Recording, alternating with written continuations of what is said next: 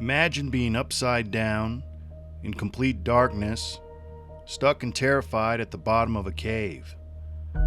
This is what happened to 26-year-old John Jones in 2009 in what's known as the Nutty Putty Cave system.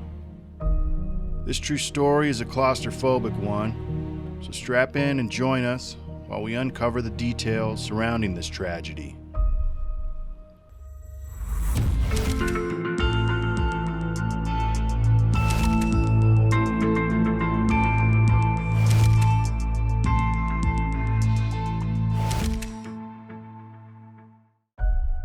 On November 24th, 2009, an unimaginable tragedy occurred involving John Jones, a 26-year-old medical student from Salt Lake City, Utah.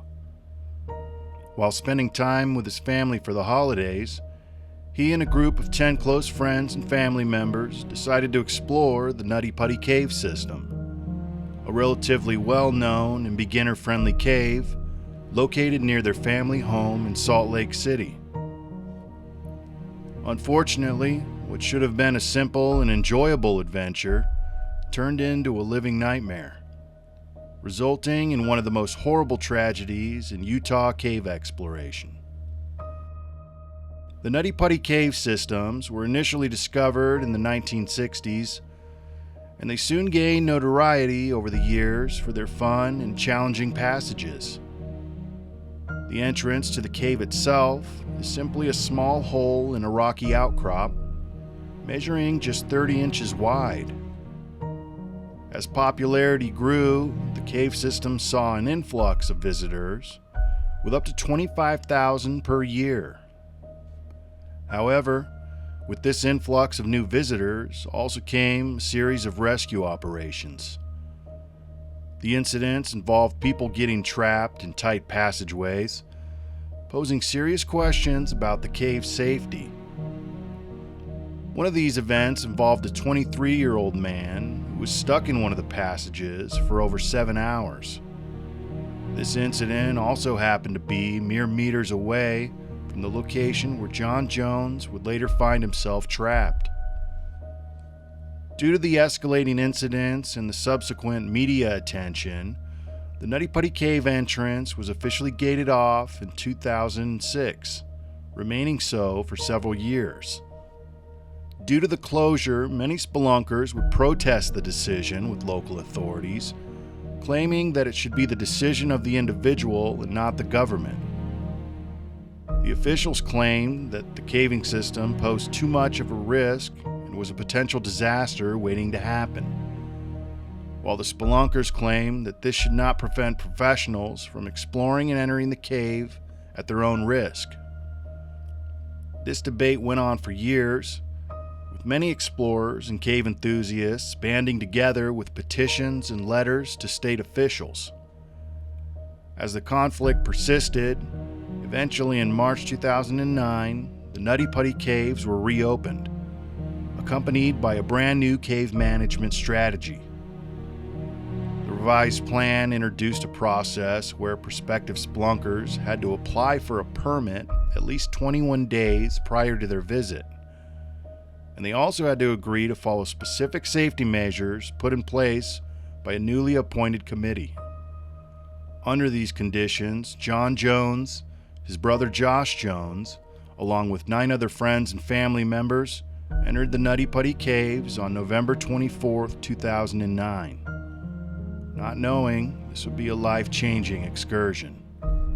The group arrived at the cave at around 8 p.m. and began their descent through the small opening.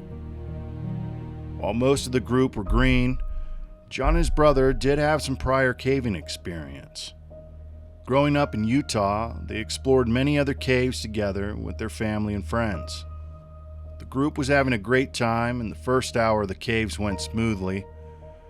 After making their way through the entrance, they entered the largest room, called the Big Slide. Soon after exploring this area with relative ease, John's brother Josh and 2 other friends decided to move on to the next section of the cave, known as the birth canal. You can imagine by the name of this section that it became much more difficult to navigate, as the passageway went from a large room down to a tiny tunnel, only allowing for one person at a time to squeeze through. John took the lead and began to crawl down what he thought was the birth canal, but unknowingly, John had taken a wrong turn. In the section of the birth canal, the cave path splits, with one section leading to an area that opens up, while another leads to a smaller, unexplored area of the cave. With John taking the latter, he soon found the path getting tighter and tighter. Soon, John found himself completely trapped as the passageway became too narrow to move. At this moment, John began to panic, and he realized that he might be truly stuck. Thinking that the tunnel opened up ahead, he pushed further forward, only worsening his predicament. John thought that by making it past this tight area, measuring a mere 10 by 18 inches, he'd be able to turn around.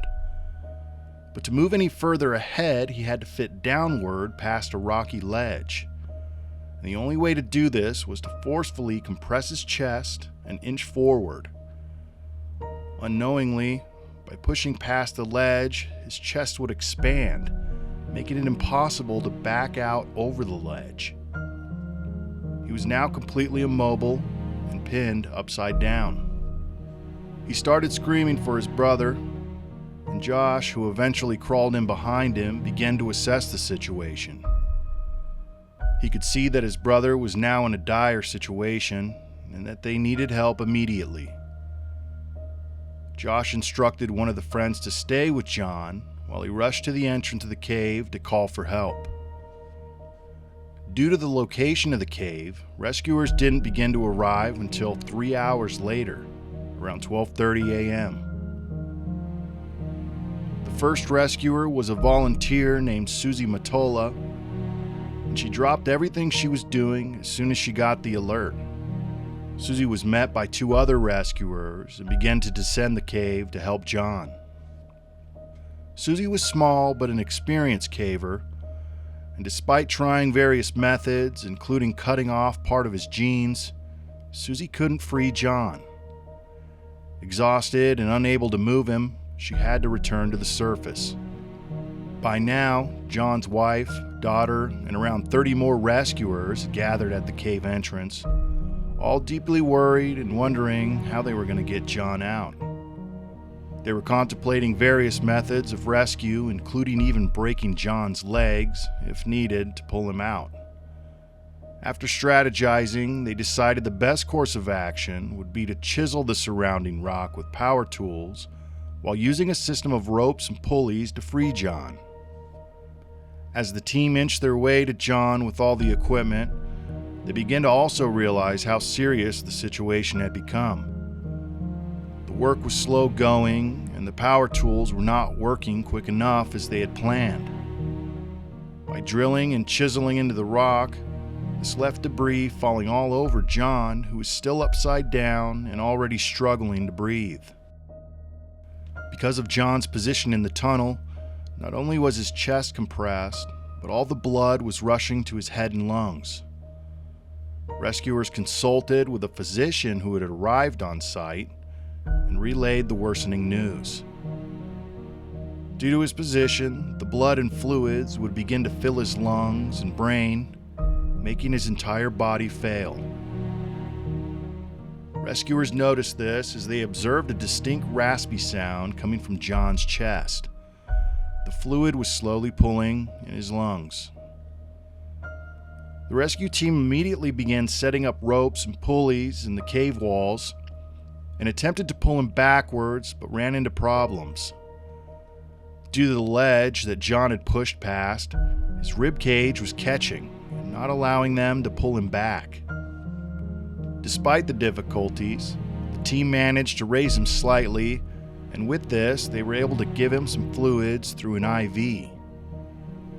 After this, rescuers would continue to pull on the rope, but with a catastrophic failure. One of the pulleys holding the rope broke loose, causing John to slide back down into his original position in the cavity. By now, it had been over 15 hours since John was first stuck, and it began to fade slowly. Rescuers observed that he was drifting in and out of a lucid state, while also beginning to panic. To try and calm John, they brought in a two-way radio that he could communicate with his family up above. While this helped calm John down, his state was still worsening rapidly. By now, crew members had rigged up a second pulley system and were ready to attempt another rescue. They began to pull on the ropes that were tied to John's legs, but it was excruciatingly painful for him. Because of the way he was wedged, they were bending his legs backwards, causing immense pain. Even so, they managed to raise him inch by inch and slowly became optimistic. That optimism was soon shattered when a component of the second cable system failed, causing John to slide deep back into the same narrow area where he had been trapped for so long. On top of that, the failure of the system knocked the entire rescue team backwards as the rope broke loose. They realized a piece of the cave wall had broken loose from the anchors, shooting into one of the rescuers' eyes, even causing him to lose consciousness for a short while. Tragically, John slid even farther back down into the crevice, and worse, became unresponsive. The team became desperate at this point, with multiple rescuers trying everything they could to free John. One rescuer desperately tried to chisel at the cave walls with power tools, with no success. Other rescuers began to get stuck themselves in the passage, creating even more chaos. They were running out of options and time. They soon let his wife know what had happened and that John was now unresponsive. She was desperate to wake John up and for him to keep on pushing for survival. She got on the two-way radio to offer a solacing message to her husband. "I know you've been pushing so hard for so long. Why don't you rest for a minute and take a break, and then you can push again." Soon after the rescue failure, a paramedic was sent to confirm the worst. John Edward Jones was pronounced at 11:56 p.m. on November 25, 2009. A devastating 28 hours after initially getting stuck in the cave. Considering everything that had just happened, the rescue team concluded that attempting to remove his body would be too dangerous for all involved. And so, they made the difficult decision to seal the entire cave entrance with concrete, effectively entombing John's body inside forever. To keep his memory alive, John's family had a plaque placed at the entrance of the cave that can still be seen to this day. This tragic story is a reminder of how such a small mistake can turn deadly. Thank you for joining us on this claustrophobic story. If you enjoyed this video, feel free to like and subscribe to our channel for more stories like this. My name is Josh, and thank you for watching Bizarre Legends.